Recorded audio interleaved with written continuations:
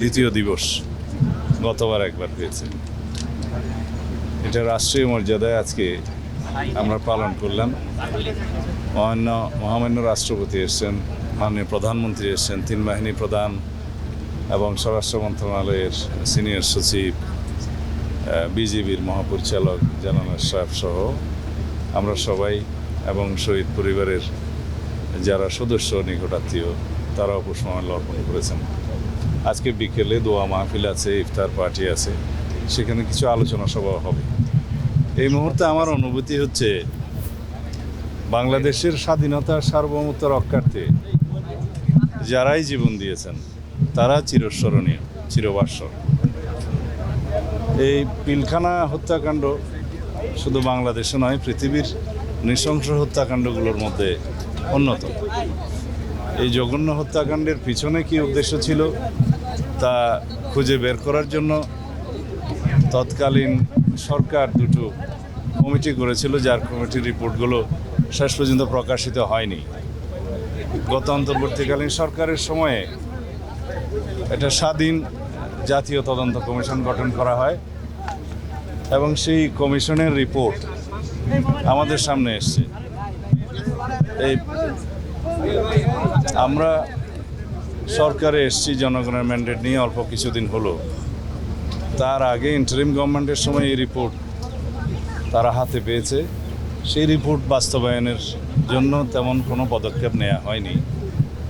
আমি দুই একদিনে দেখেছি, আমি কয়েকদিন আগে এই রিপোর্টটা পুরো না দেখেই কিছু কথা বলেছি যেগুলো আজকে সংশোধন করতে চাই। আমরা নতুন করে কোনো তদন্ত কমিশন করব না, যেহেতু জাতীয় একটা স্বাধীন তদন্ত কমিশন গঠিত হয়েছে এবং তারা দক্ষ উপযুক্ত ব্যক্তিদের দ্বারাই গঠিত হয়েছিল। তাদের রিপোর্টে আমি একটা গ্ল্যান্স যা দেখেছি, যেহেতু আজকে কথা বলতে হবে সেই জন্য, তাতে যে সমস্ত সুপারিশমালা এসছে প্রায় 70টি মনে হলো।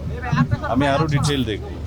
সেই সুপারিশমালার অনেকগুলো বাস্তবায়নাধীন, আর বিচারাধীন যে মামলাগুলো আছে, কিছু আপিল পর্যায়ে আছে, কিছু অ্যাপিলেট ডিভিশনও হয়তো আছে। এই জুডিশিয়াল প্রসেসটা সমাপ্ত করা হবে।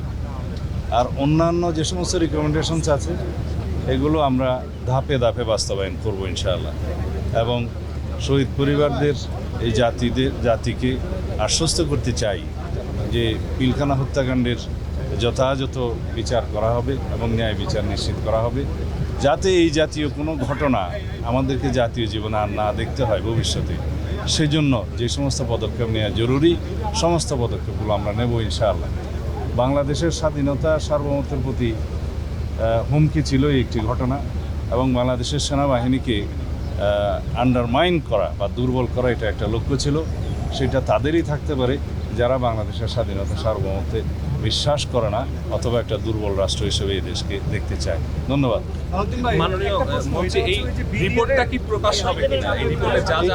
এটা নিয়ে আমি মন্ত্রণালয়ে আমাদের সংশ্লিষ্ট সবাইকে নিয়ে আলাপ আলোচনা করে পরে আপনাদের সাথে কথা বলব। মাননীয় মন্ত্রী, আপনি বলেছেন যে আপনারা নতুন করে একটা তদন্ত কমিশন। না, এটা একটু আগে কি বললাম যে আমি এটা পুঙ্খানুপুঙ্খ রিপোর্ট না দেখে কথা বলেছিলাম, আজকে এটা সংশোধন করলাম, একটু আগে তো বললাম। আমরা এই স্বাধীন তদন্ত কমিশনের রিপোর্টটা ধাপে ধাপে বাস্তবায়ন করবো ইনশাআল্লাহ। এবং যাদের দিয়ে গঠিত হয়েছিল, যে সমস্ত রিকমেন্ডেশন এসছে, এটা গ্ল্যান্স আমি দেখেছি, পুরো দেখতে পারিনি। These are good.